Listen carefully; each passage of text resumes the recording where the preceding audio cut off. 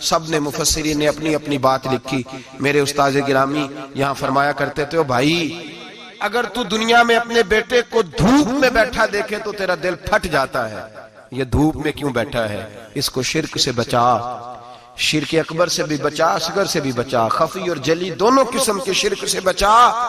دنیا میں تیرا بیٹا دھوپ میں ہو تجھ سے برداشت نہیں ہوتا، بتا اگر تیرا بیٹا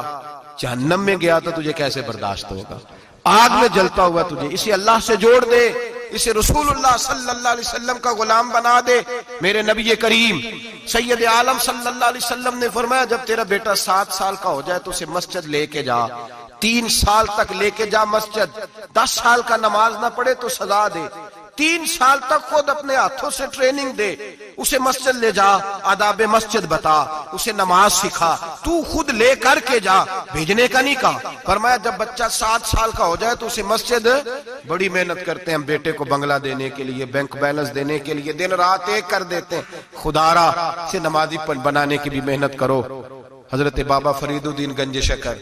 رحمت اللہ تعالیٰ علیہ کی اماں کہتی ہیں جب میرا بیٹا پیدا ہونے والا تھا تو میں رب کی بارگاہ میں دعا کرتی تھی، اللہ اگر تو مجھے بیٹا دے تو اس طرح کا دینا بیٹا میرا ہو پر بندہ تیرا ہو، اے اللہ اگر بیٹا دینا تو اس طرح کا دینا میرے اللہ، اس طرح کی مجھے اولاد دینا کہ دودھ وہ میری چھاتی سے پیے پر شکر تیرا ادا کرے، اے اللہ اگر بیٹا دینا تو اس طرح کا دینا کہ قوت روٹی روزی وہ زمین پہ کھائے لیکن اسی زمین پر وہ تیرے دین کا سپاہی بھی بنے، وہ مجاہد فی سبیل اللہ بھی بنے۔ حضرت بابا صاحب کہتے ہیں مجھے شکر پسند تھی، اماں بڑے جتن کرتی ہے بیٹے کے لیے، بڑا کچھ کرتی ہے، اور بیٹے روٹی ٹائم پہ کھانا فلاں کا، کہتے ہیں مجھے شکر پسند تھی۔ میری اماں سردیوں کے ٹھنڈے موسم میں اٹھ کے میرے لیے پانی بھی گرم کرتی، مصلی بھی بچھاتی، اور پھر ایک پڑیا شکر کی بنا کے میرے مصلی کے نیچے بھی رکھتی، کہتی بیٹا نماز پڑھے تو اللہ شکر دیتا ہے۔ آپ فرماتے ہیں میں روز نماز کی 5 نمازوں کے وقت مصلی اٹھاتا تو پڑیا شکر کی ملتی، سکول اور مدرسے کے میں اپنے کلاس فیلوں کو بھی کہتا نماز پڑھو بڑی پیاری شکر ملتی ہے، کہتے ہیں میں روز شکر کھاتا۔ ایک سویرے فجر کی نماز میں اماں نے وضو تو کرایا، مصلی بھی بچھایا،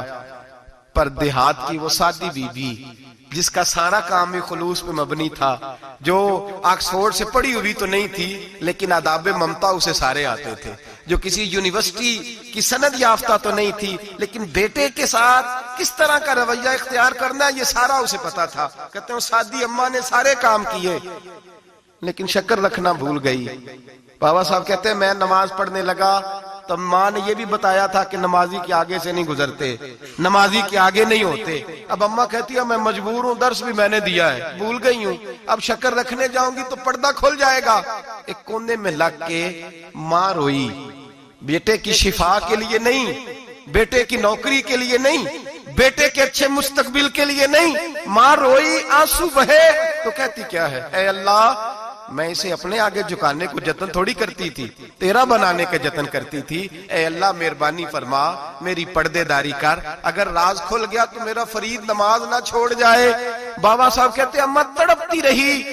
اور میں نے نماز پڑھ کے مصلی اٹھایا، پہلے پڑیا ہوتی تھی اب تو پورا دریا شکر کا بہ رہا ہے۔ فرماتے ہیں میں نے وہ اٹھائی شکر کھائی اور میں نے چیخ کے کہا اماں جلدی آج بڑی لذیذ ہے، آج شکر کوئی انوکھی ہے، اور آج تو کمال شکر دی ہے میرے اللہ نے،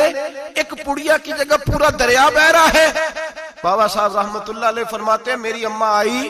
اور میری اماں نے بازو کھولے تو ماں کی ممتا ہی بتاتی ہے کہ اللہ کی رحمت کس طرح کی ہوتی ہے۔ کہتے ہیں میں نے اماں کے سینے سے لگا تو اماں رو کے کہنے لگی بیٹے